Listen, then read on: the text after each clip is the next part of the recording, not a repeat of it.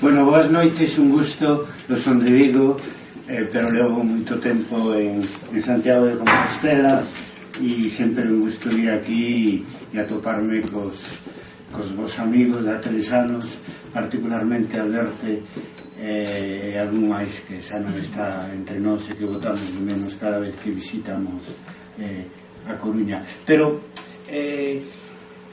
agora vamos a falar de cousas máis antigas, pero yo non tan distintas como as que compartimos Alberte e máis eu, porque hai cousas na historia da humanidade que son invariantes, non? Como, por exemplo, o sentido da dignidade e a loita pola igualdade social. O que pasa é que 500 anos atrás, claro, era todo moi distinto, unha sociedade moi distinta, pero da que podemos estar orgullosos. Eu coido que o que explicarei hoxe aquí, máis o que coñecedes sobre a revolta irmandiña, chegaremos á mesma conclusión, poderemos estar orgullosos da historia deste país. Bueno, empezar dicindo que hai 30 anos eu estaba rematando a miña tese de doutoramento. O título xa o dixo Alberte, mentalidade revolta na Galicia irmandiña, favorables e contrarios, e Manolo Riva chamoume para unha entrevista no Diario de Galicia que naquele ano 1988 dirixía durou un pouco tempo Xosé Antonio Vaciño, que tamén foi xornalista aquí na Coruña durante bastante tempo. Quería que lle falara da miña investigación,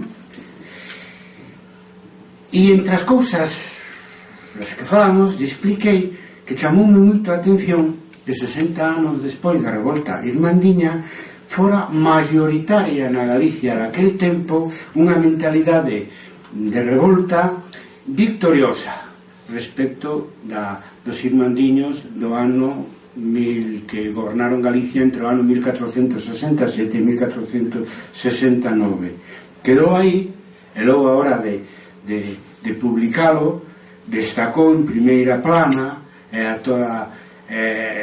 con un titular enorme: os irmandiños venceron, non como nos contaran hasta ese momento. Fun cando me din conta, porque a tese, cando un se mete neso, pois casi non vive, non? Está concentrado, neste caso, na documentación sobre a revolta e o que pensaban os seus protagonistas e os seus descendentes, que non que andaba eu, non?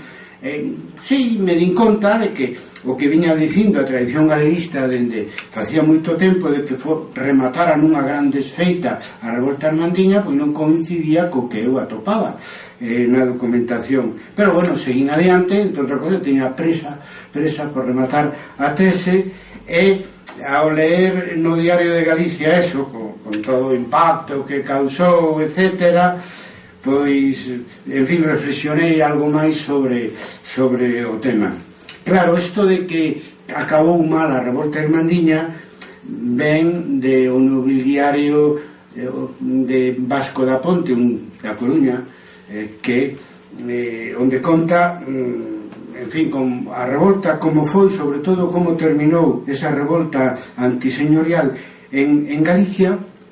E Benito Viceto, no século XIX, publicou o nobiliario de Vasco da Ponte, e a partir de aí, pois,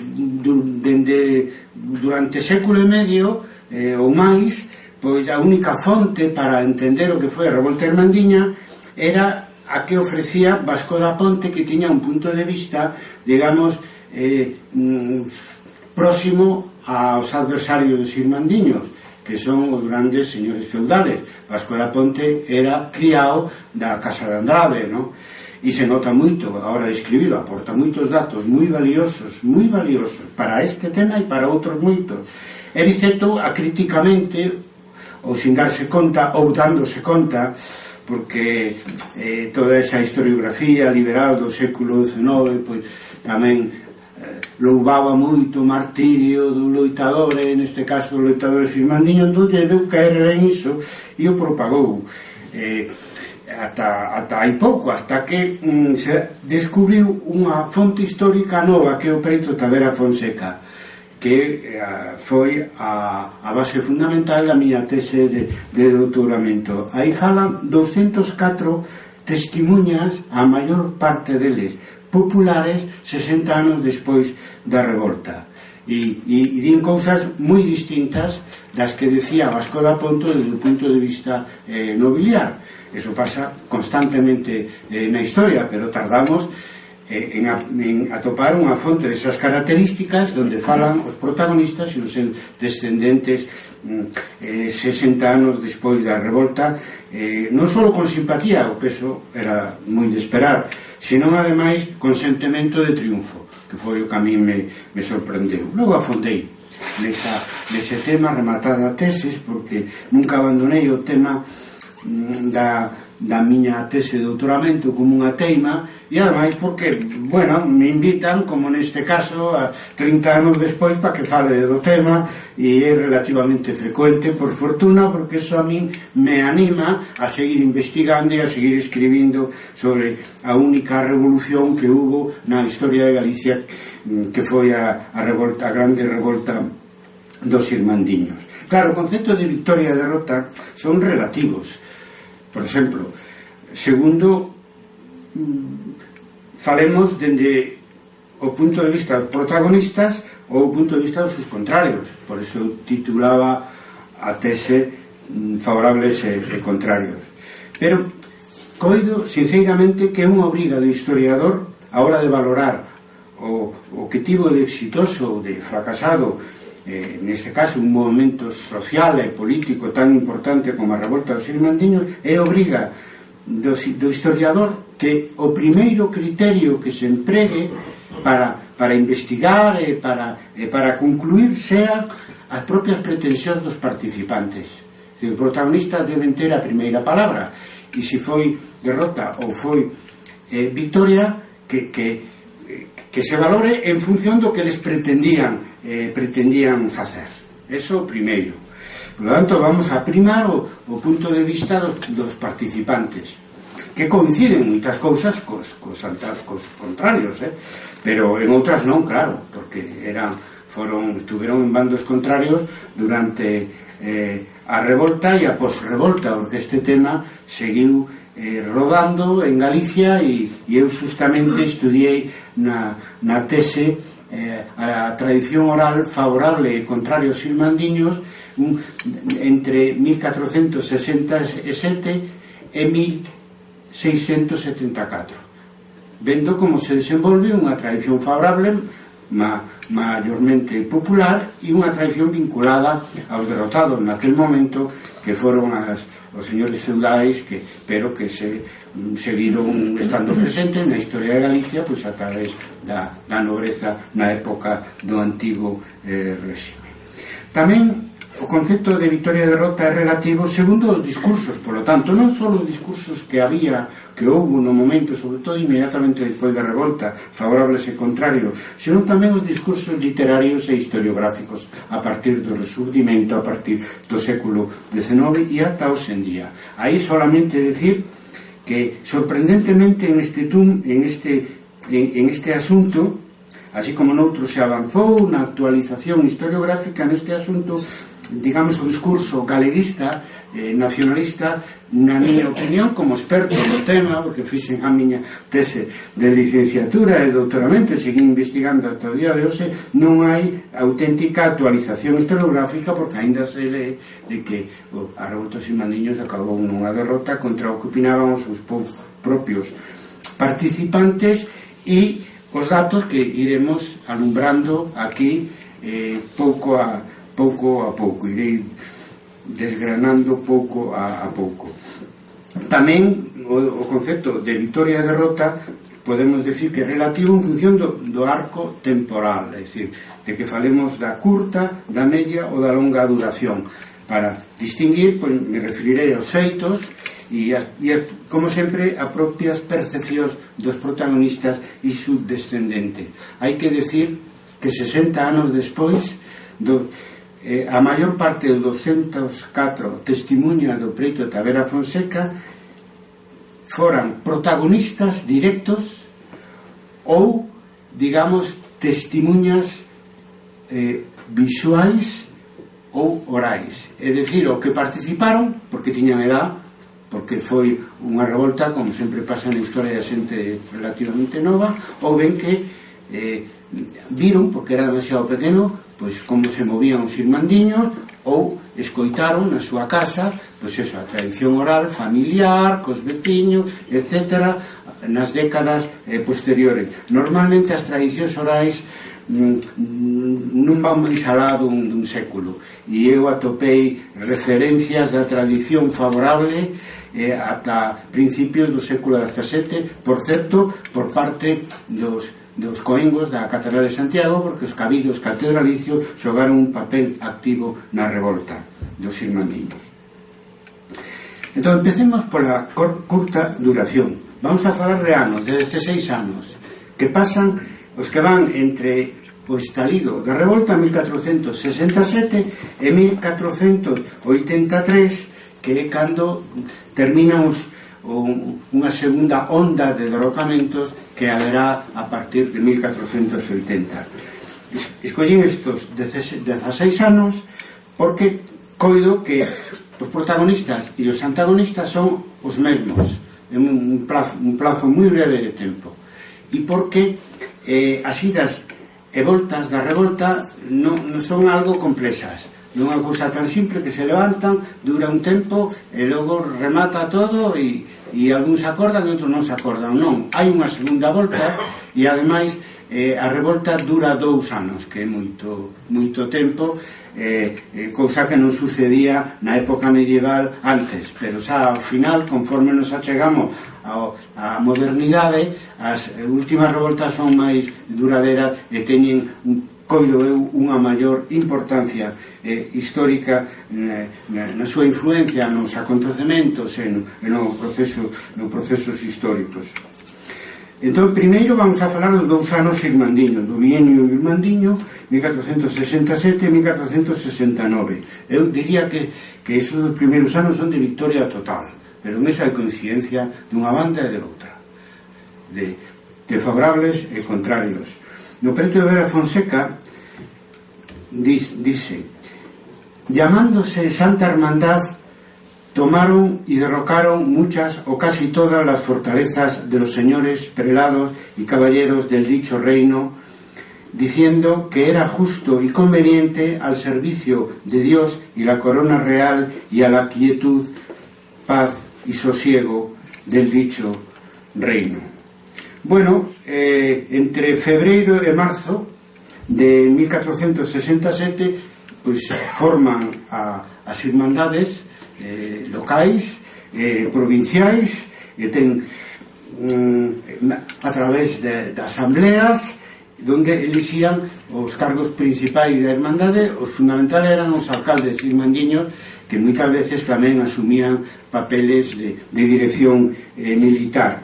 Bueno, por exemplo, en Santiago foi onde hoxe é Alameda, viu xente de toda a comarca, porque hai datos de onde fixeron a asamblea fundacional cun representante do rei, e ali elixiron os dirixentes irmandiños. En abril ten lugar a insurrección xeral contra as fortalezas. Moitas delas estaban nas mans da Santa Irmandade, porque como acusaban as fortalezas e os seus propietarios, os grandes cabaleiros, de que transformaran os castelos en niños de malfeitores, en nidos, en castelán, en niños de malfeitores, pois o primeiro que fai a Santa Irmandade, a partir da primeira xunta en Melide, é tomar posesión, sustituindo aos seus señores legítimos tomar posesión das fortalezas de Galicia, non? Bueno, algúns señores e os seus alcaldes non facilitaron esa toma de posesión por parte da Santa Irmandade, e houbo que tomala por asalto, e a partir de aí se estendeu por toda Galicia unha insurrección no campo e na cidade que acabou con a maior parte das fortalezas do reino. A ver o que conta no preto de Vera Fonseca un ferreiro de Santiago de Compostela. Aunque ellos refírese aos señores. Gelo quisieran impedir e quitar, no pudieran ni eran bastantes para ello. Ansí por la mucha gente y ayuntamiento que andaba en la dicha hermandad con mano armada y contra los dichos señores, caballeros y prelados. Vamos, que era demasiada xente que non podían resistirse a un movimento armado tan poderoso e tan importante. Os señores pois tuveron un doble destino, me refiro ás casas señoriais máis importante de Galicia, das que fala Vasco da Ponte. Os máis recalcitrantes tiveron que fuxir perseguidos polos irmandiños, e os menos recalcitrantes, máis moderados, que incluso no primeiro momento tamén entraron a formar parte da Irmandade, e que logo, claro, pois a abandonaron cando viron que non só querían tomar o control das fortalezas, senón tamén derrocalas. A fuxida máis sonada foi a do Conde de Lemos cara Ponferrada, que dice no preito Tavera Fonseca foi perseguido por 30.000 irmandiños. É moi bonito en relación con esta fuxida do Conde de Lemos o que di unha testimuña porque polo simbolismo gráfico é o seguinte: les oía decir, xa dicen que moitos eran nenos que logo pois lle viron ou lles contaron, etc. Por eso di que ás veces veu, ás veces vin que oín e ás veces din con toda claridad que participou.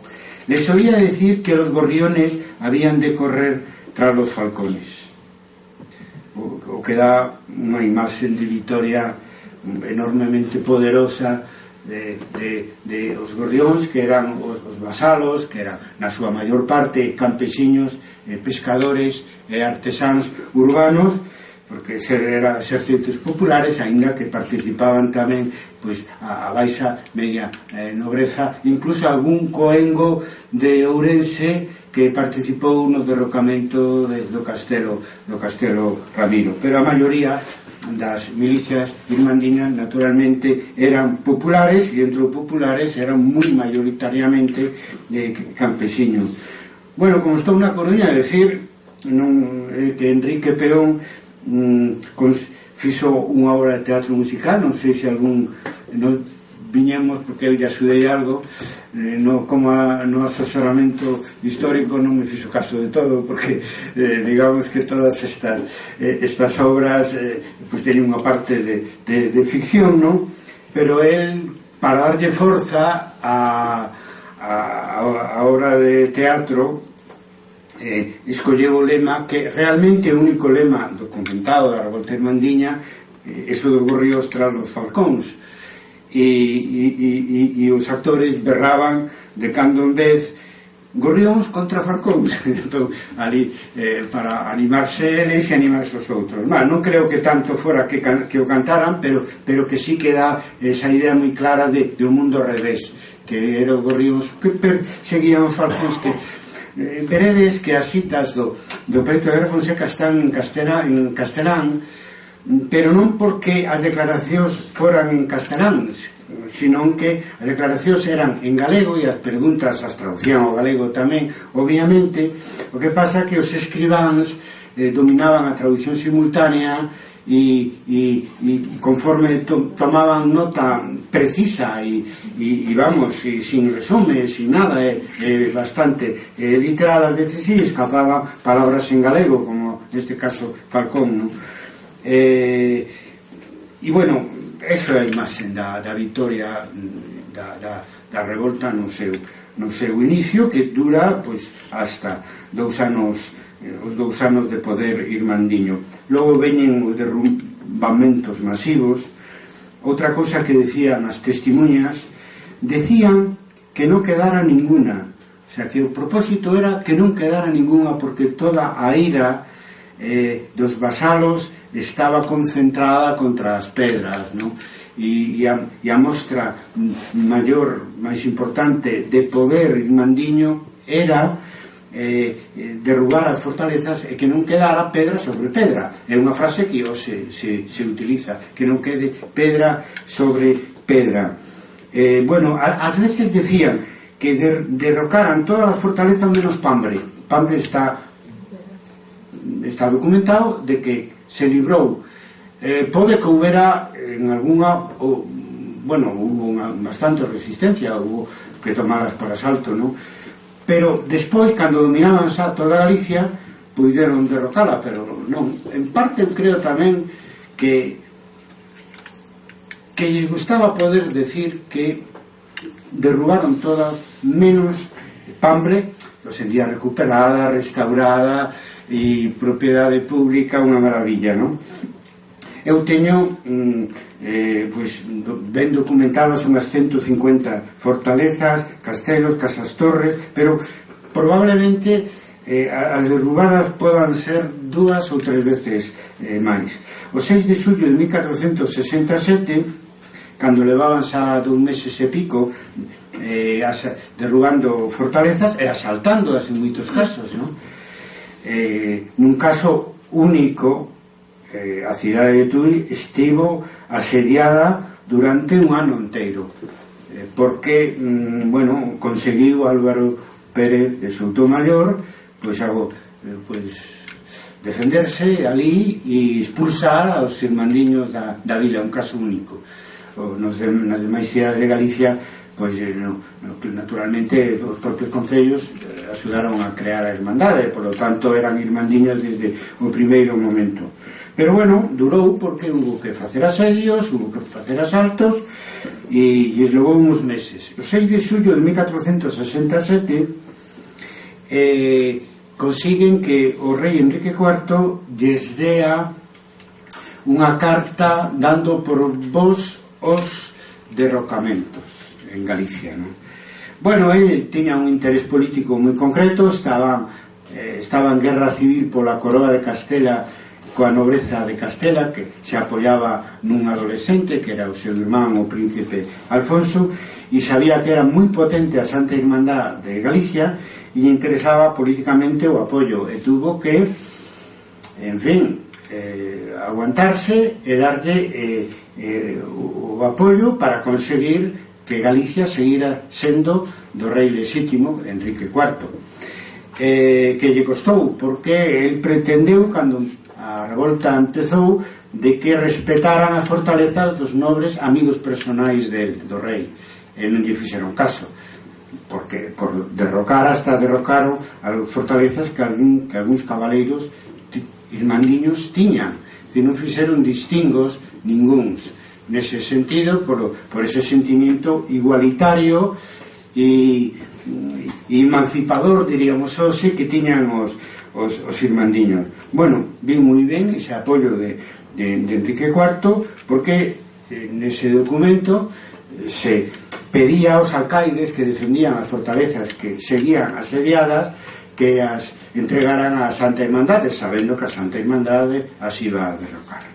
Foi un gran éxito, diríamos, hoxe político dos irmandiños, conseguir o apoio de Enrique IV nun momento de vacío de poder na coroa de Castela pola cousa de que había 2 reis, o Alfonso XII, que era o irmán pequeno, que era unha marioneta da alta nobreza de Castela, e o rei lexítimo Enrique IV. Bueno, o irmandiño durou 2 anos, é moi extraordinario para unha revolta medieval. Eso só acontece nas portas da modernidade, porque a Jacquerie francesa, non sei, en 1358 durou 15 días, e foi moi distinto desto, porque eles mataron xente e os mataron a eles tamén despois cando terminou a revolta, pero bueno, século e medio despois a cousa era moi distinta tamén, porque os vasalos tiñan moita máis experiencia de como facer revoltas, porque hubo bastantes ensaios previos á grande revolta de 1467. Vou dicir algo que se sabe pouco, non é porque non insista neso, pero se sabe pouco, e os políticos, ademais, como estes temas non lle interesan a moitos deles, ou unha gran parte deles, pois menos, non? E é que durante eses 2 anos gobernou Galicia o que eles chamaban a Xunta Xeral do Reino de Galicia. entonces é moi habitual que as irmandades se coordinen a través dun órgano de goberno e de coordinación das irmandades que se chama a Xunta. É a razón de porque o autogoberno, a institución de autogoberno en Galicia é Xunta, pero tamén é en Asturias, Xunta, e tamén é en Extremadura e tamén é en Andalucía. En todos os casos teñen a súa orixe, igual que en Galicia, nas irmandades de finais da época medieval. Bueno, aquí ten especial valor porque a Xunta Xeral do Reino de Galicia, que se reúne 4 ou 5 veces, tiña un carácter asambleario e era, digamos, era órgano legislativo, executivo e judicial, todo ao mesmo tempo, e tiña certo carácter asambleario. Tardaba un mes en reunirse, se reuniu nos sitios principales, a primeira en Melide e a última en Ourense, tamén en Santiago, en Betanzos. Están máis ou menos documentadas gracias ás testemunhas que participaron nelas e que nos informan a través do preito da Vera Fonseca. Bueno, eso era o órgano superior do movimento irmandiño, pero había unha rede de irmandades que cubría toda Galicia, de irmandades locais, e elixían al alcalde irmandiño entre xuntábanse 2 ou 3 parroquias, e logo había tamén un órgano provincial naquela época eran as diócesis, e no caso de Santiago a arquidiócesis, non? Era un momento bastante estruturado, xa digo que hubo irmandades previamente, revoltas previamente, estaban realmente preparados e sabían a donde querían ir. Durante esos 2 anos viven, sí señores, porque os señores están derrotados e están sin fortalezas e saber eles, como nos lo conta un clérigo de coro da Catedral de Santiago de Compostela, Rui Vázquez, que, bueno, tiña 2 ou 3 parroquias para o seu mantenimento, pero sobre todo era un home da catedral que está durante a revolta, coincide de que está copiando en galego a crónica de Santa María de Iria Pasouamo, que era un congo importante leira da Catedral de Santiago, e non resiste a tentación de aproveitar que está copiando de diversos manuscritos unha historia de Iria, que era a diócesis de Santiago de Compostela, antes de que descubriran ou inventaran o sepulcro con restos de Santiago o Mayor, ¿no? Entonces é moi interesante, digamos, o testimonio culto, que non é información administrativa nin é recordo posterior, máis valioso que temos, porque é un cura irmandiño que fala e nos dá a medida de hasta que punto a base da Igrexa estaba comprometida coa revolta irmandiña. E di nun galego bonito, bueno, pois eso, en 1468 pasarase a un ano da revolta, levaba un ano no poder a Santa Irmandade do Reino de Galicia, levantouse toda a terra con a Santa Irmandade, en tanto que nunca deixaron fortaleza en todo o Reino de Galicia. Isto foi pola mala vivenda dos cabaleiros que non facían senón furtar e roubar.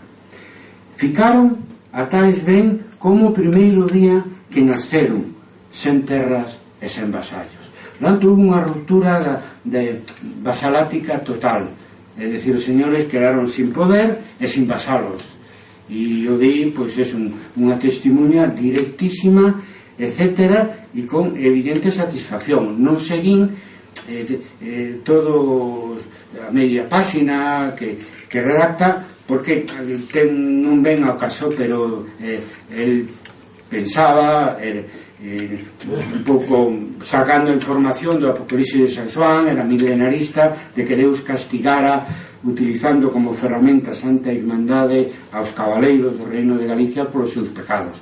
O primeiro pecado era que se apropiaran dos bens da Igrexa, que foi a primeira víctima desta nobreza tan levantisca e tan agresiva que os irmandiños derrotan en 1467. Por lo tanto, estamos son 2 anos que non pagan rendas e non son vasallos de señores que non están, e os que están, como Suelo Gómez de Soutomayor, que andaba escondido na casa dun vasalo, nun campesiño, tampouco é que o perseguían, porque neso foron moi inteligentes, pero non tiñan poder ningún, por lo tanto non cobraban as rendas. Hai documentación da Casa de Andrade queixándose que, claro, durante 2 anos non cobraron as rendas, estaban moi empobrecidos, e por riba pois co patrimonio dos seus castelos destruído completamente, non? E entón, nese sentido, foi unha revolta antiseñorial de libro, non? Clásica e moi exitosa no que toca eses 2 anos de vigencia do poder irmandiño. Bueno, logo ven un período de reacción que son os anos 70 do siglo XV, entre 1469 e 1480. Eu falaría aquí, neste caso, de media derrota e media victoria para uns e para outros, porque naturalmente os irmandiños, pois claro, xa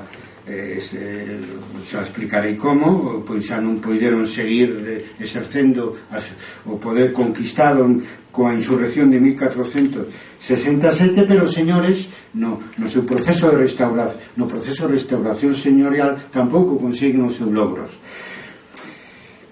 Como se chega a esa situación? Como termina a revolta en 1469 na primavera? Sempre na primavera, non é unha casualidade, é que non só en Galicia, podíase pensar que en Galicia, en toda Europa as guerras e as revoltas se facían cando facía o tempo, non? Porque, entre outras cousas, era moi complicado con armas blancas, como facían eles, pensar no medio da chuvia e do barro ás veces. Entón era unha época bonita para se rebelar, non? E para se levantar. Na primavera de 1469 entra en Galicia 3 exércitos, un de Portugal dirixido por Pedro Madruga, un que ven de Castela dirixido por Arcebispo Fonseca e un que ven de León dirixido polo conde de Lemos, e os irmandiños perden as batallas en campo aberto.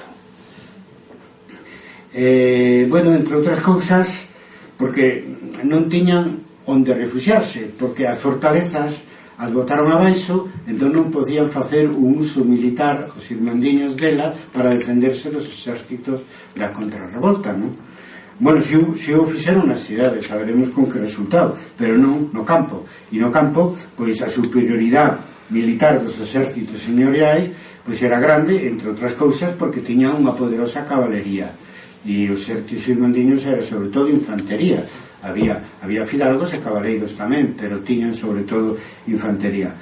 A batalla decisiva foi en Valmalise, perto de Santiago, onde non puden atopar o sitio dunha maneira seria, documentada, e aí se xunta o exército de Pedro Madruga e do Arcebispo Fonseca e os derrota militarmente. A partir dese momento digamos, deixa de funcionar a Xunta Xeral do Reino de Galicia, naturalmente, e comeza dende a propia primavera de 1469 un tira unha flosa entre os señores que querían recuperar as súas jurisdiccións e así os irmandiños que claro, pois se resistían na medida en que podían. Non podían moito no campo aberto, pero si nas cidades e vilas, todas sin excepción aguantaron a arremetida da reacción señorial, e os señores tardaron mínimo 2 ou 3 anos en ser aceptados nas cidades, ¿no? en as vilas, e en algúns casos pois con por exemplo en Ribadavia en 1470 a condesa de Santa Marta, a viúva do señor de Ribadavia, pois foi a lance executada con lanzadas por os veciños nun intento pola parte dela de recuperar o señorío de Ribadavia, cousa que na época da Santa Irmandad non pasaría, porque tiña moi claro que o de respetar a vida dos señores e dos cabaleiros, o que valeu de moito cando terminou a Irmandade. Por lo tanto, manteñen as cidades e as vilas, porque os concellos irmandiños aí se manteñen firmes, non que saliu gratis, porque agora falaremos do caso de Santiago. Hubo asedios tamén das cidades, pero é moi difícil tomar unha cidade medieval, amurallada, ben defendida. O máis destacado neste período reaccionario, nos anos 70, os 10 anos que siguen a revolta irmandiña, é que non houbo represión, e salen da fin da revolta, salen coas súas forzas intactas, incluído as forzas militares, porque as armas daquela eran, pois sabemos todos, eran espadas, eran lanzas, escudo, a mellor un casco para proteger a cabeza, puñais, etc. Por lo tanto, en todas as casas había, non? E nalgúnas incluso había bestas, ballistas, etc. Por lo tanto, as tiñan na súa casa e tiñan as súas forzas intactas. Temos un testimonio estupendo sobre o tema de se houbo ou non houbo represión. Non é porque algúns non quixeran que houbera. Pardo de Cela se xuntou ao conde de Lemos, escapou de Galicia, se xuntou ao conde de Lemos en León e viu co exército do conde de Lemos. Chegado a Galicia, pois bueno, intenta cada quen recuperar o conde de Lemos Lugo, fundamentalmente, Monforte, Pardo de Cela, pois a zona de Mondoñedo, etc. E unha testimuña do preto de la Fonseca de Monforte conta o seguinte: é a súa peripecia personal, é un dos que participaron na revolta. Fullera por miedo del dicho conde, y que el dicho conde les asegurara y ellos tornara. Al dicho tiempo, Pedro Pardo Mariscal dijera al dicho conde que hinchiese los carballos de los dichos vasallos, y que el dicho conde dijera que no quería, que no se había de mantener de los carballos. Cando ven o exército do conde de Lemos, fuxen os mandiños, natural, non? E o conde dixo que regresaran, que os asegurou, e eles regresaron. E entón Pardo de Cela lle di que colgara dos carballos aos vasalos, como escarmiento pola revolta, o cual, bueno, pues noutras revoltas medievais, pois era eso o que se facía. Bueno, Carballo non di roble, outra vez nos atopamos con interpolacións de palabras galegas. E o conde de Lemos, que tiña a súa retranca, porque non, a retranca non é unha cousa recente, moi antigo, dixera que non había de manterse dos carballos, porque quen se mantén dos carballos? Os cochos, das velotas, non digo eu. Tiña seu humor. Bueno, o que tiña mellor humor de todos estos señores, o máis listo era o conde de Lemos, e o que tiña o máis bruto era o Pedro Madruga, pero Pedro Madruga tiña un humor excelente tamén, excelente. Chegou tarde a batalla de Valmalise e dicía: esperade que non me quero perder estas bodas, decía, non? Fixo outras trapalladas ali, se disfrazou con roupas de xente común, e como se fora un infante. Estaba Pedro Soria ali, a don Pedro, porque claro, igual non nos seguían si veían que era Pedro Madruga, así, era un pouco payaso, pero tamén podía ser bastante cruel cos seus enemigos. Por lo tanto, sí que houve se discutiu o tema de reprimir ou non, e a decisión de non reprimir do conde de Lemos é moi importante, porque Vasco da Ponte di del que era a luz dos cabaleiros de Galicia. Era, digamos, dun abolengo moi antigo, que viña dos Castros, etc. E era o señor de Galicia con máis prestixio entre os propios señores de Galicia, e era listo, e era unha persona lista e inteligente, e obviamente en fin, se escapaban das súas terras os vasalos, pois bueno, e foran tantos e fora tan masiva a revolta que habría que ver de pasar páxina para que volveran ao rego do réximen señorial. Os datos que eu atopei todos non confirman que non houbo represión, senón salería por todos os lados. En primeiro lugar, Vasco da Ponte o proclamaría con altavoces, non houbo, e non atopei datos.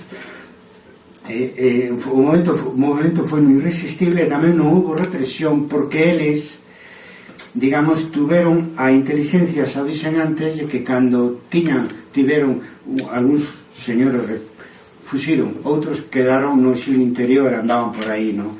E puderon vingarse deles e das súas familias, pero non o fixeron, e non o fixeron conscientemente. Hai un episodio parece de teatro, moi dramatizado, que aparece no Preto de Vera Fonseca, e é que están un señor coa súa familia pechado, refugiado nun mosteiro, que, como sabemos, en toda a época medieval, pues, a igrexa, os mosteiros, pues, eran lugares de refugio, etc. E entón aparece un alcalde irmandiño local, probablemente un campesiño, ¿no? E o señor, pois, para deixar un ridículo, se quita o bonete que leva o sombreiro, que, bueno, é un bonete que se chamaba, e o alcalde irmandiño lle dixo: poña usted o bonete e dea gracias a Deus porque lle respetamos a vida. Sabía moi ben o que estaban a facer. Os mortos que hai na revolta, pois, bueno, son ou ben algunha execución sumaria de delincuentes antes de que estalara a insurrección, e logo, pois, claro, as consecuencias dos enfrontamentos militares, pero tendo a posibilidade non se vingaron no corpo nin dos señores nin das súas familias. Logo, outro dato interesante tamén que explica isto que estou dicindo, as consecuencias de que non houbera represión, é que os dirixentes morreron na cama, porque temos o caso moi chamativo de Xoán Domínguez de Liñares, un cambiador de Santiago de Compostela, que 30 anos despois sigue sendo resedor do Concello de Compostela, e morre 25 anos do Preto de Vera Fonseca. Ademais, coinciden os datos coetáneos, administrativos, co que din as testimuñas. Morreu hai 25 anos, ás veces non acertan tanto, pero neste caso foi exacto. E hubo continuidade de dirigentes, e nestas historias, pois, unha década neste caso de reacción señorial, os contactos se mantiñan cos dirigentes irmandiños. A irmandade como tal non funcionaba, pero os contactos personais existían hasta o final. Se reunían pola súa conta, sin dúbida alguna. No mundo feudal non hai estes estados absolutos dictatoriais que controlan a todo o mundo, nin hai posibilidades técnicas de que eso fora posible. Por lo tanto, había certa libertad de mobilidade. A irmandade, despois de 1469, sigue existindo mentras están vivos os dirixentes irmandiños, e mentras se moven información de un lugar a outro de Galicia, se moven documentos de un lugar a outro de Galicia. A mellor se coincide, falarei algo desto, de algún documento, non? Por lo tanto, un final sorprendente, non? Para que teñan unha idea de que a historia é que a xente se revela, logo veñen os señores, os poderosos, e matan a todos.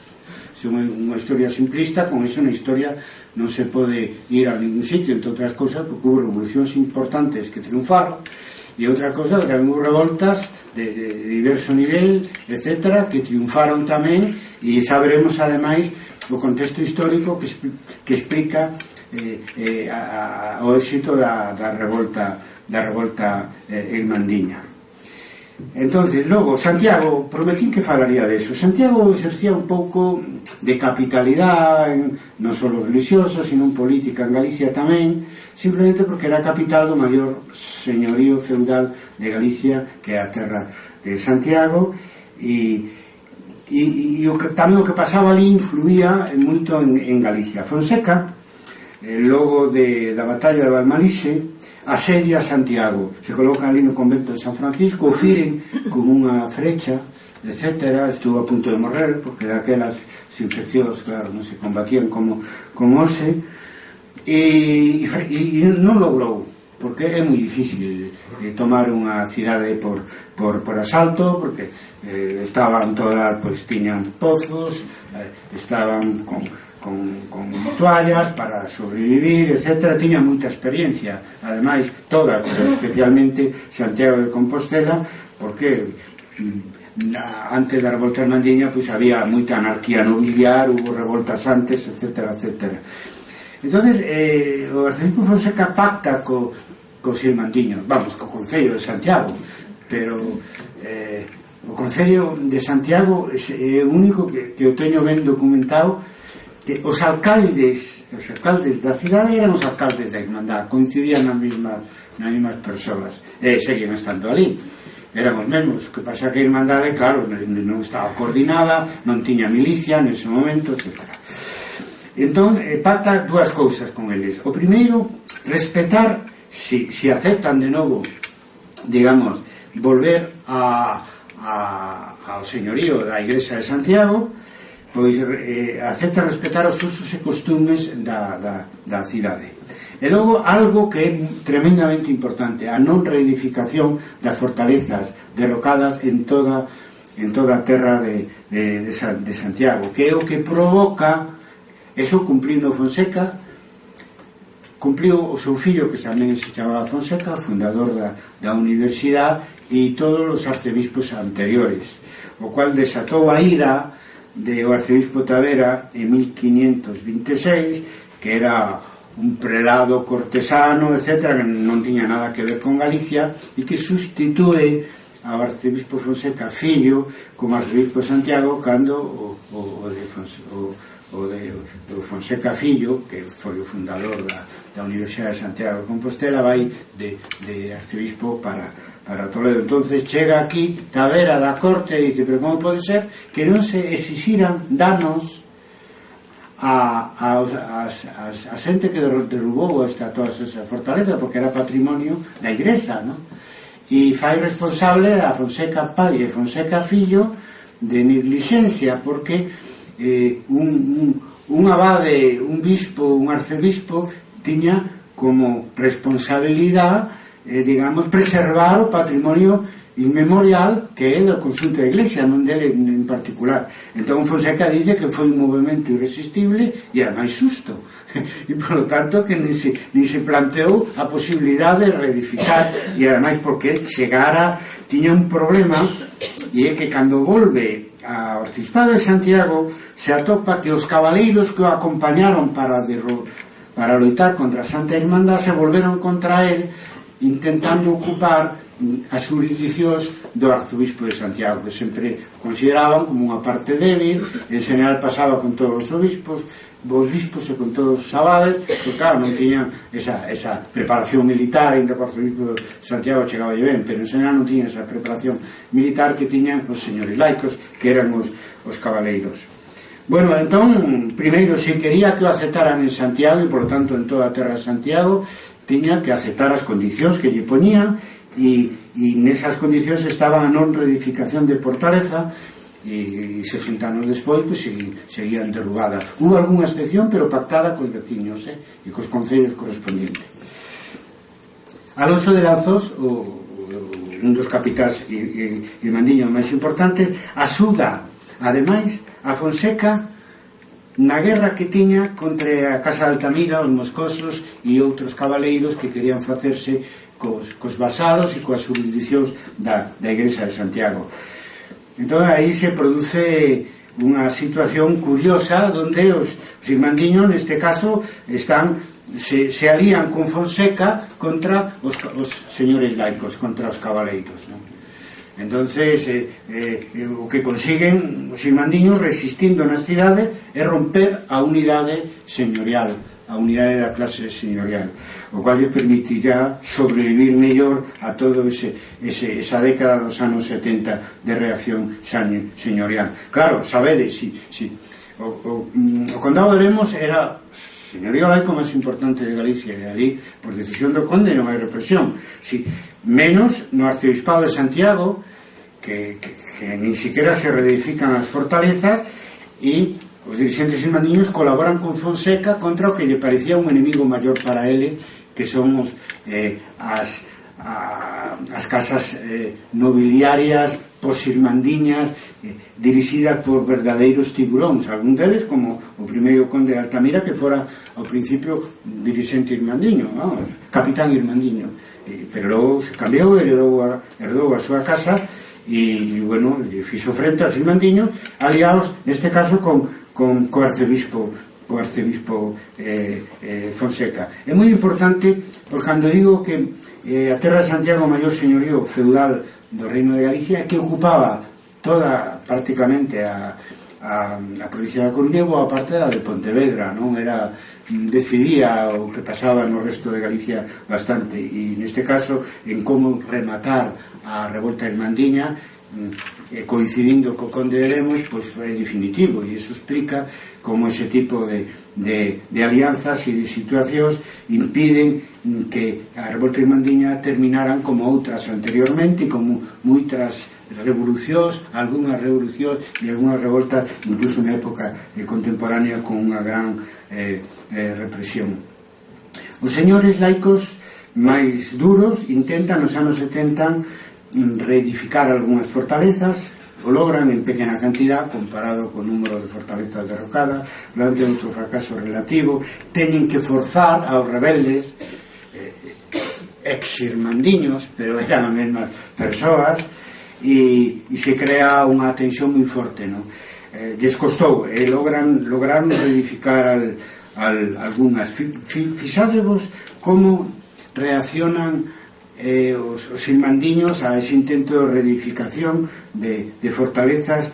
Un mercador de Noia, no peito de Fonseca, di que se os señores quixeran pedir danos polos derrocamentos, están falando deso, e no caso das reedificación peor, porque amenazaban con unha nova revolta, etc. Pero no caso dos danos, saberedes por que é importante, os derrocamentos de que se tiñan que pagar os que as derrobaron ou non, que era a maioría da popular e con a axuda de algúns fidalgos e de algúns burgueses. Se os señores quixeran pedir danos polos derrocamentos, e ora ben literal o que ven na declaración, a las personas de la hermandad se alborotaran y se supieran dar al diablo y se tornaran antes moros.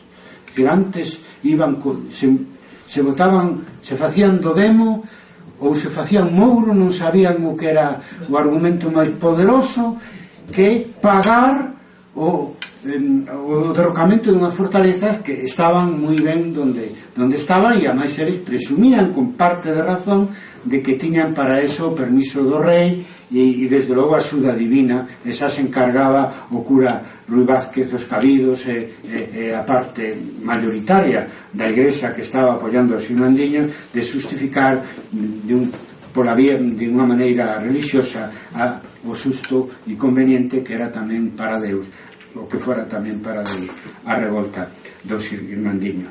Bueno, outra dificultad que tiñan para a restauración feudal os antigos señores das fortalezas é que despois de Valmalige cada quen se vai a seu lado, empezan a pelesar entre eles, volve outra vez a anarquía nobiliar e as guerras internobiliarias polo control de xurisdiccións e de vasalos, que está entre os motivos principais da formación da Santa Hermandade e da insurrección de 1467. Bueno, os concellos irmandiños que son, diríamos, os que están máis diríamos na política, no? Porque os campesiños máis ben entran na historia con moita forza e son coa plebe urbana os que deciden pasar da fase de control das fortalezas a fase de derrocamento das fortalezas, pero a política máis ben se facía, como diríamos, nas cidades, e ali son moi hábiles porque como os nobres estaban enfrontados entre sí, pois eles pactan con uns para enfrontarse a outros. O fixeron apoiar a Fonseca contra o conde de Altamira, pero noutras zonas, por exemplo, na Barbanza apoiaron a Pedro Madruga contra o arcebispo Fonseca, etc., que foron aí moi listos. Por lo tanto, digamos que esos anos 70 de reacción señorial son anos de anarquía nobiliar favorecida por unha guerra dinástica entre 1476 e 79 pola sucesión da coroa de Castela, na que Fonseca e Madruga están en bandos distintos. Fonseca apoiando a Isabel a Católica e Madruga apoiando ao rei de Portugal. Pois é un símbolo, porque os seus exércitos foran os que derrubaran, pois, bueno, cantos anos antes, 7 anos antes, aos irmandiños, que derrotaron os irmandiños na batalla de Valmalise, e logo se enfrentan durante 3 anos en Galicia pola sucesión na coroa de Castela, pois 7 anos despois, xa vos digo.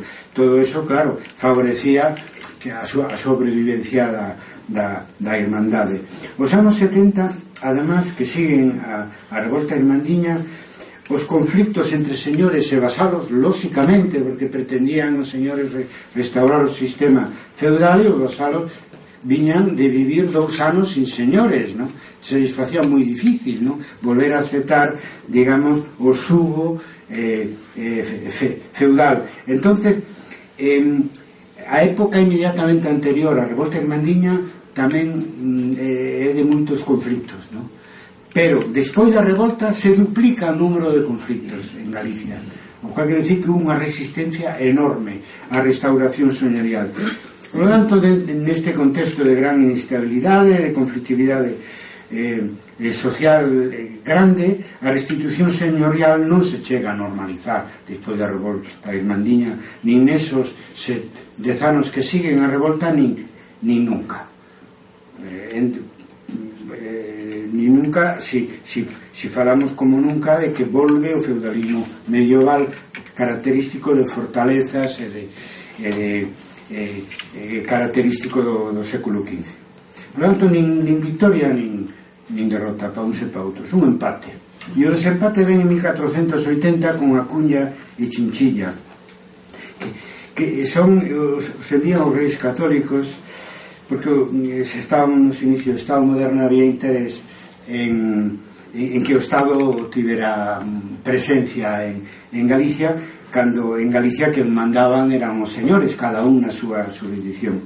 Todo o último período de tempo, que son os 3 anos do que vou falar nesta valoración de curta duración sobre os resultados da revolta irmandiña entre 1480 e 1483. Eu lle chamo a segunda volta da revolta irmandiña.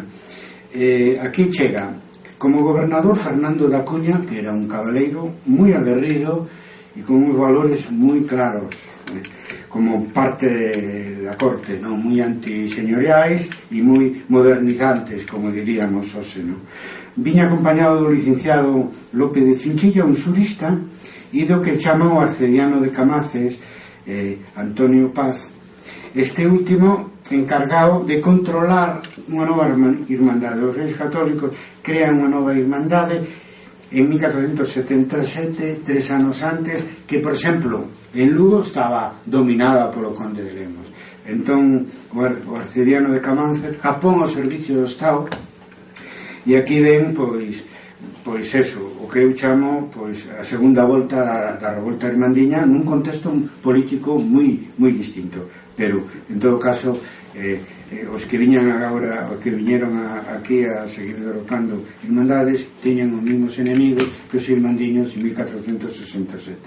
Que falen os documentos. No peito da Vera Fonseca as testemunhas din: unha, tornaron a derrocar as fortalezas nuevamente fechas que se hicieron después de pasar las hermandades. O método, cómo lo habían fecho los pueblos y gente común de dichas hermandades, as de 1467. Logo había unha percepción de continuidade entre a revolta dende embaixo de 1467 e a revolta antiseñorial dende enriba, animada polos enviados do embrión de Estado moderno que se estaba creando entre Castela e Aragón. Bueno, hai testemunhas de Vera Fonseca que participaron no derrocamento da Irmandade Popular, nos derrocamentos que fixa a Irmandade Popular, e volven a participar de novo nos derrocamentos que dirixían Acuña, Chinchilla e o arcediano de Camances.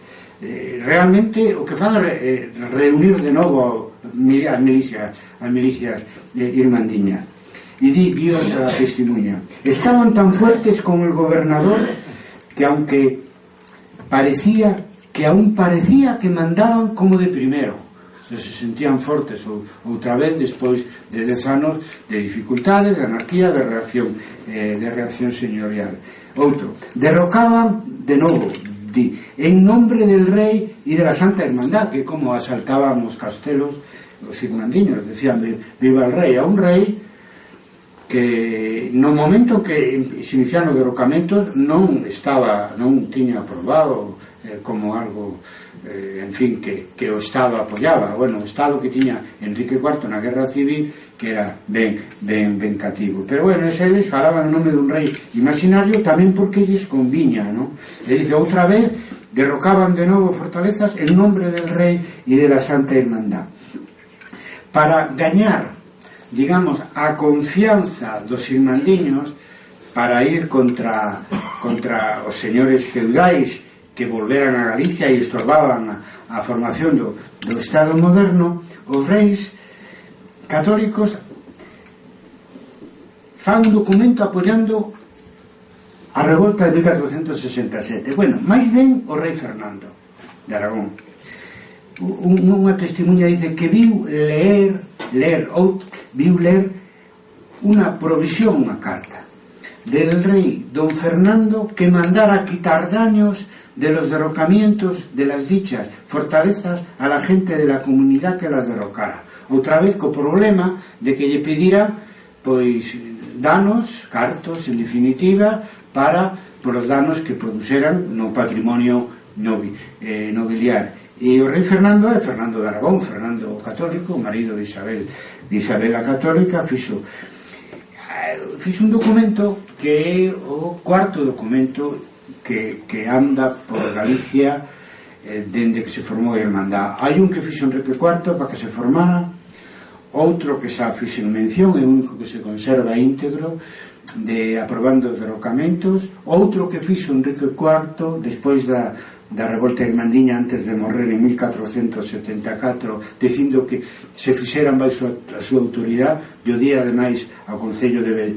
Betanzos antes de morrer, cando lle concedeu a Feira Franca, dice que vosotros que fuisteis cabeza de la hermandad que con mi autoridad pues pacificó Galicia, etcétera, etcétera. E un cuarto dos reis católicos nesos primeiros anos, que é moi importante porque de esa maneira os conquista para que lle axuden a dominar os señores feudais que volveran a Galicia en 1469. Confirman este posicionamento do Estado moderno, pois os cronistas, por exemplo, o cronista Pulgar, que nos dá o dato de que foron do número de fortalezas reedificadas que foron derrubadas polos exércitos dirixidos por Acuña e o arcediano de Camances, 46, unha cantidade importante. Quero dicir que as que reedificaron pois as volveron a tumbar. É moi importante porque o cronista Fernando de Pulgar é o secretario de Enrique IV que asina o documento autorizando os derrocamentos o 6 de xullo de 1467. O sea, que os irmandiños tiñan na corte a complicidade de determinados funcionarios reais que eran tan radicais como eles.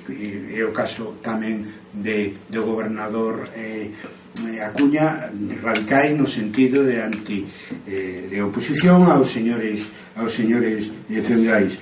Logo o cronista Palencia di que Fernando Acuña ayudó a los gallegos para acabar con el desenfreno y temeraria osadía de los magnates gallegos. Convenía la ausencia de aquel territorio de todas las personas acomodadas, mientras el adalid Acuña quebrantaba la cerviz de los soberbios y castigaba a los culpados.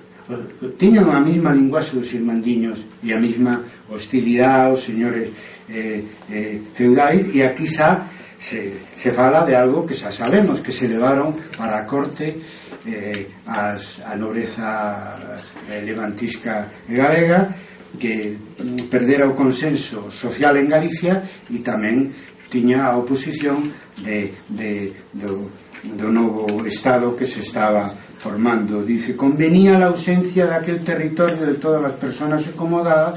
Claro, isto co aplauso popular, como se pode comprender, de unha sociedade que fixera unha revolta tan importante que tuvera que soportar unha reacción e que viu chegar a Acuña, que además viu con moi poucas forzas militares, e Santiago nunha xuntanza lle dixeron onde iba con tan pouca xente, que xa tiñan o proxecto de volver a reconstruir unidades militares e irmandiñas para facer frente aos señores feudais que tanto molestaban as clases populares como ao Estado moderno nos seus inicios.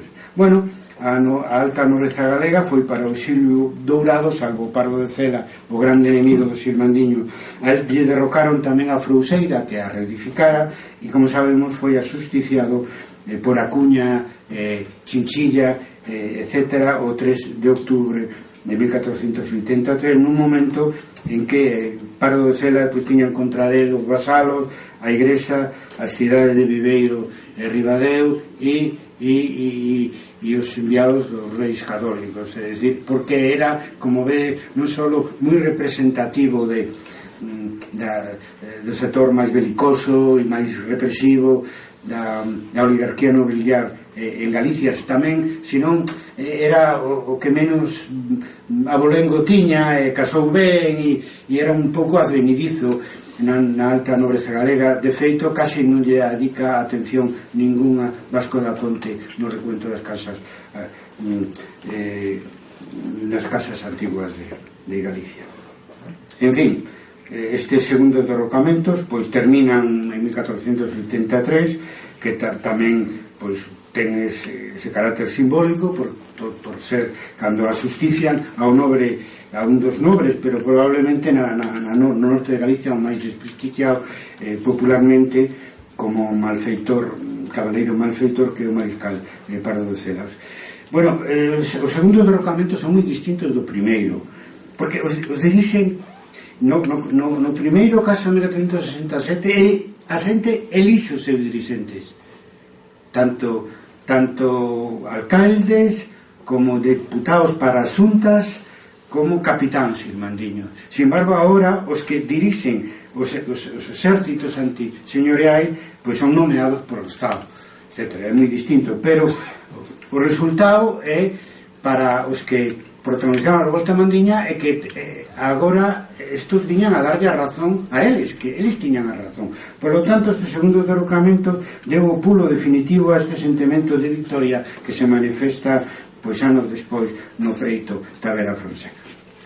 Bueno, rematando xa, en a media e longa duración que pasa, por que triunfa unha revolta tan tremenda? Porque acaban cos señores e co poder dos grandes señores en Galicia, coa base material da súa forza coactiva, que eran as fortalezas, os arruinan completamente e triunfan e non lles pasa nada. Bueno, porque teñen o vento da historia ao seu favor, e o tránsito do século XV ao século XVI, da Idade Media, Idade Moderna, do feudalismo medieval ao antigo régimen, A diferencia do resto da Península Ibérica, incluso Europa, no Reino de Galicia o inicio dese tránsito da Edade Media á Edade Moderna está nunha revolta popular. Non somos os únicos. 20 anos despois, os payeses, os campesiños que chaman os payeses de Remesa en Cataluña, tamén logra unha gran victoria en 1486, por eso digo 20 anos despois da revolta da victoria irmandiña. O rei Fernando, o mismo que fixo o documento de apoio aos irmandiños galegos, etcétera, dicindo que estivera ben e que non había que pedirlles danos pola fortaleza derrocada, pois fixeron na sentencia de Guadalupe todo un recorrido que liberou da supervivencia da servidume nas relacións sociais en Cataluña. Non por casualidade, Maquiavelo no seu libro O Príncipe pois pon ao rei Fernando de Aragón como un dos príncipes modernos que el toma como exemplo.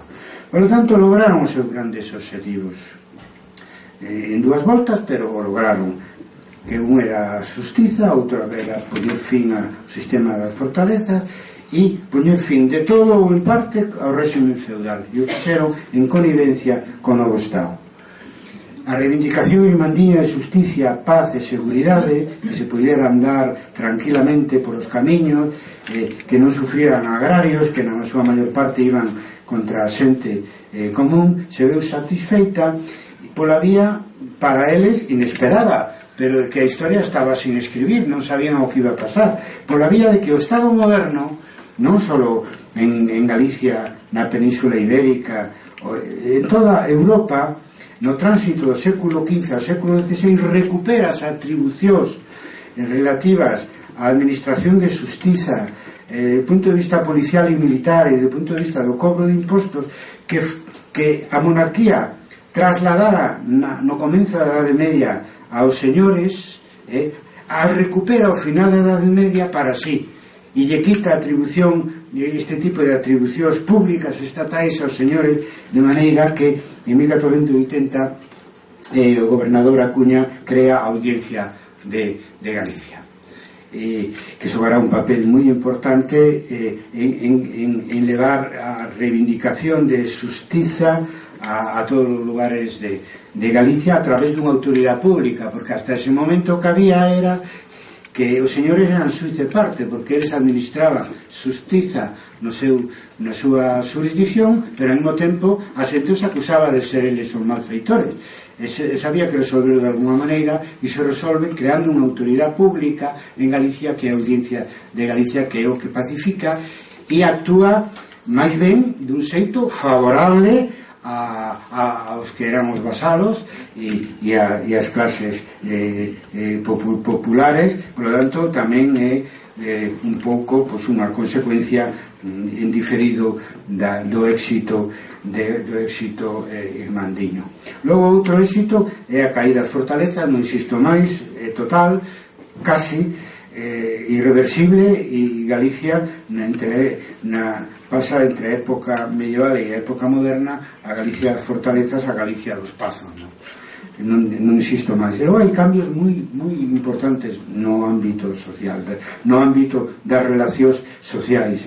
Primeiro, porque acaban cos roubos e os señores laicos, os señores das fortalezas, a oligarquía nobiliaria se enriquecía dunha maneira ilegal o seu patrimonio, non só a conta dos vasalos, a conta das cidades, a conta da igrexa, a conta do patrimonio real, etc. E todo iso se acaba, porque se crea unha autoridade pública importante en Galicia. Segundo, a Audiencia nos 30 anos que siguen, a 1480, fai unha revisión moi importante das rentas señoriais á baixa. E logo tamén hai moita conflictividade. Por exemplo de conflictividade na época de Aponte, o primeiro tercio do século XVI, que era un criado dos Andrade, el di que os Andrades, naquel momento Fernando Andrade, decían que ahora non se dá sino el que quiere, se refire aos tributos feudais. O sea, ahora non se dá sino el que quiere, xa non teñen capacidade para obrigalos. Meu colega de Historia Moderna, Pejerto Saavedra, xa indo a longa duración, contabilizou que no século XVIII os dereitos señoriales era o 1,7% da renta, o sea, as rentas van a menos, as rentas que cobran os señores, e o gran cambio se produce en fin, entre finais do século XV e principios do século XVI. Logo, que pasa? Acostumados a vivir sin señores durante 2 anos, que consiguen despois? Seguir vivindo sin señores? Bueno, eles a quenes acusan sempre son aos señores cabaleiros e prelados, os señores da fortaleza, a oligarquía nobiliaria, as grandes familias, e esos desaparecen como clase dirixente. Primeiro porque perden todo o consenso en Galicia como consecuencia da revolta irmandiña, e segundo porque o Estado os leva ao exilio dorado na corta e os transforma nunha nobreza de servicio. Primeiro beneficiado é a Igrexa, entón volve a Igrexa ao centro do sistema señorial en Galicia, que sempre foi así dende o orixe, dende que se forma o feudalismo en Galicia. Digamos, os señores eclesiásticos constituyen a parte principal do sistema señorial en Galicia, ata que despois da Guerra Trastámara, en 1369, se produce unha ofensiva señorial que despois de quita boa parte dos seus ingresos, do seu patrimonio á Igrexa, e nunha situación que acaba coa revolta irmandiña. Primeiro a Igrexa volve ao poder señorial, recupera con dificultad todo o seu patrimonio que estaba en mans dos laicos, dos señores laicos, e logo nun segundo momento será a fidalguía intermediaria quen acabe sustituindo a nobreza feudal xa ben avanzado o antigo réxime. A parte de que nós non podíamos no horizonte histórico de finais do século XV pedirlle aos irmandiños que fixeran unha revolución como a Revolución Francesa 300 anos despois, que extirpara de raíz todo o réxime señorial. Eles se contentaron e estaban moi contentos de conseguir un cambio na clase dirixente. Sempre viron como, digamos, menos duro, digamos, o señorío eclesiástico que o señorío laico, e que se fixera moi violento coa nobreza trastámara no século XV. Por lo tanto, a sensación de vitoria está justificada. Todos os grupos e clases que participaron na revolta irmandiña gaña. Os campesiños, que é o máis importante, porque teñen a partir dese momento un acceso precoz á propiedade, a pequena propiedade a través do foro. O foro é un contrato moderno, pero que tiña moita antigüedade en Galicia desde o século XIII gracias aos mosteiros. Por que digo que é un contrato medieval? Perdón, é unha forma de contrato medieval, pero moi moderno. Tiñan unhas cláusulas de vasalaxe na época medieval, pero ao mesmo tempo é bilateral, é dicir, o vasalo, o campesiño recibe terra, ás veces casa, ás veces xunta de bois, e ten que pagar un canon anual. E iso é por moitos anos. Ese é o foro, e é moi distinto. Por iso casi non hai moito menos confratividade sobre o tema dos foros, e inquietan moito menos os irmandiños que as rentas jurisdiccionais, as rentas feudales no sentido máis literal. Por que? Porque por vivir no señorío de tal conde ou de tal marqués, etc., había que pagar unhas rendas en especie, en diñeiro ou en traballo personal, que eran moi fortes, sobre todo en época de crisis e sin crisis, ¿no? Porque poñían ás veces aos propios campesiños pois baixo o umbral da supervivencia, o que sea a luctuosa en castelán, a loitosa, por exemplo. Si morre o cabeza de familia, teñen que a mellor peza de gando darlle ao señor.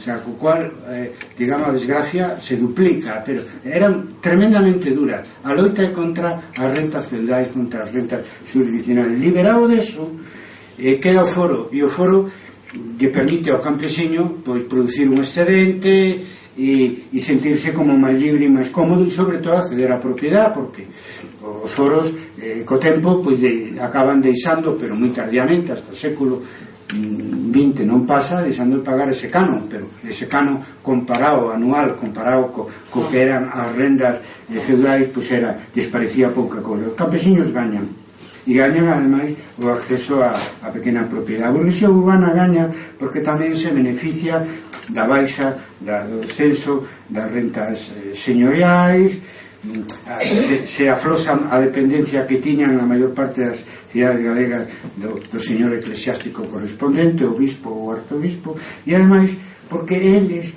inician unha alianza con o novo Estado que, a diferencia de outros sectores sociais, sobre todo populares, a manteñen hasta o momento do preto Tavera Fonseca. De feito, cando as comunidades de Castela, que en Galicia non se estenderon, aunque hubo revoltas populares, non se estenderon porque a burguesía urbana non nas apoiou, porque estaba moi ben co Estado moderno, nese caso xa con Carlos V, porque preferían pactar co Estado que ter que soportar os señores eclesiásticos, sobre todo o arzobispo de Santiago, que sempre presionou moito sobre a cidade e as cidades da terra de Santiago en canto a tributos e outras servidumes, non?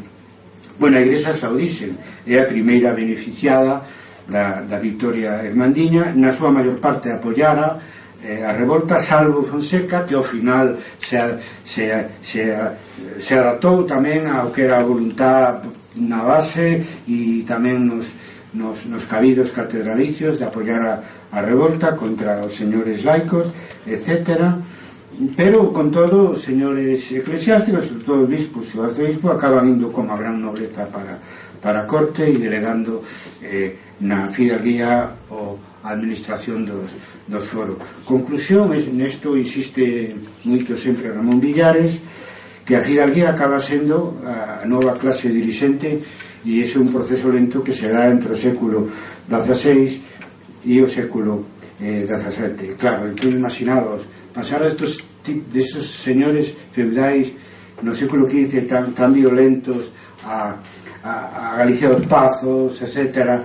Pois, bueno, o cambio foi enorme, aínda que despois, durante o antigo réximen, etc., naturalmente hai outros problemas e hai outras historias, non? Eu creo que a revolta hermandiña foi unha verdadeira revolución social, no sentido de que alterou dunha maneira radical as relacións sociais, o sistema social. Virán despois 300 anos de baixa conflictividade social, está pouco estudiada a conflictividade na época moderna, pero vamos, comparada sobre todo coa baixa Idade Media, moito menor. Por contra, o Estado que tamén lle serviu a conxunto de Galicia, as clases populares, que é o Estado dos Reis Católicos, pois ao mesmo tempo supuso unha centralización do Estado que foi medrando hasta o decreto de Nova Planta de Felipe V no século XVIII, en presuizo de Galicia como nacionalidade, que era máis como nacionalidade que se forma durante a época medieval. Pero bueno, esa é outra historia. Eu prometín e coido que cumplín que adoptaría o punto de vista dos protagonistas e lle concedería esa centralidade para tamén sumarme a eso que eu estudiaba na tese de doutoramento favorable e contrario, e decir que somos favorables porque así entrou Galicia na modernidade. Por lo menos a eles estaban moi contentos. A mellor desde o punto de vista dunha filosofía da historia que nos podamos inventar ose día non tanto, pero que conta é os que sufre as injusticias e o que se libera delas, pois neste caso con abondo sacrificio. Mais nada, dis que cante o merlo, non? Eu prefiro deciros aquí que cante o pardal irmandiño nesta xerodia primavera que temos. Moitas gracias.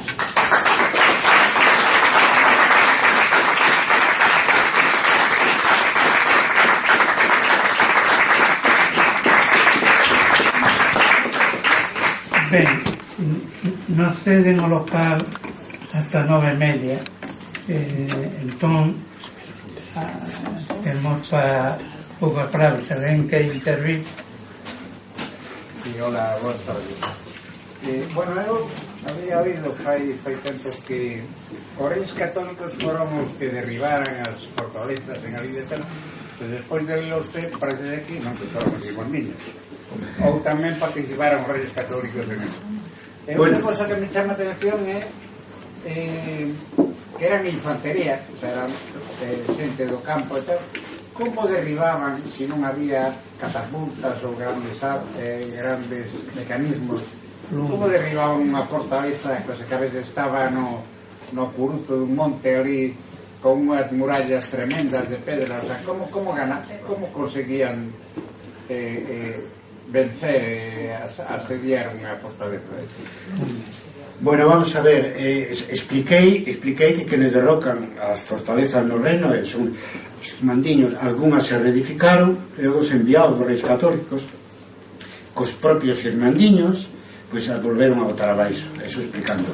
Logo, insisto moito no protagonismo popular na revolta, porque era moi mayoritario, pero non hai que esquecerse que aí participa a baixa nobleza, que aí participa a burguesía urbana, que aí participan os cabidos catedralicios, é dicir, que as cidades participan enteiras, todas, e tiñen recursos e medios. Como se derruban as fortalezas? Pois de dúas maneiras, aparecen dende en riba e dende en baixo. Ás veces, dende en riba era ir tirando as pedras, dende en riba cara en baixo, vale?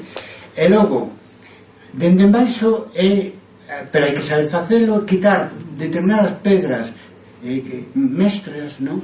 E cai esa parte da muralla. Entón, iso que mellor o podían facer son os canteiros. Entón, en algúns casos, simplemente a Irmandade contrata un mestre de cantería que cos canteiros o fai. Os mesmos que as construen, moitas veces as derruban. Pero noutros casos, lles corría presa. Entón, hai feridos, porque hai que ter unha técnica para derrubar, e unha testemunha do preto de la Fonseca conta de que sacaban os feridos coas pernas rotas con carros de bois, de que se apresuraban, non avisaban, tiraban dende arriba, estaban abaixo outros, etc. Nalgúns casos houve apresuramento, pero en general procuraban facelo como é debido. O que pasa que inda que huera canteiros, naturalmente tiñan que axudar todos. Eu recordo que Juan Domínguez de Liñares convocou en Compostela para ir a derrubar a barreira, a fortaleza, e tuveron que ir todos. Xa estaban nas mans da Irmandade, non? Tuveron que ir todos con canteiros que dirixiran as operacións, porque se non se pode facer para 4 ou 5 personas interminable. Canto se tarda en construir unha fortaleza? Anos, non? Entonces, de esa maneira, entón hubo apresuramento en algúns casos, en outros simplemente contrataron a quen o fixera. Non vos esquecer que a base institucional nas cidades da Irmandade eran os concellos, que tiñan, en fin, os seus recursos e as súas experiencias. Ben, a última, se ven que é importante. Bueno, outra cousa pequena. No, ten que ter cuidado. No, vale. Eu quería preguntar unha cousa. Claro, é a última. Vale, pois, ou máis ben dúas. Os de Lemos foron señores, logo pasan a condes, non sei cando. Perdón, os que?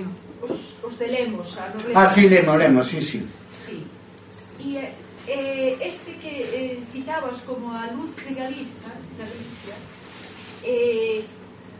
que era familiarmente de Dona Juana de Castro, a de Cuello de Garza, ou a súa irmá Inés de Castro. E era xa conde, e como se chamaba? Ou non era conde? Sí. Bueno, ese era... Sí, perdón.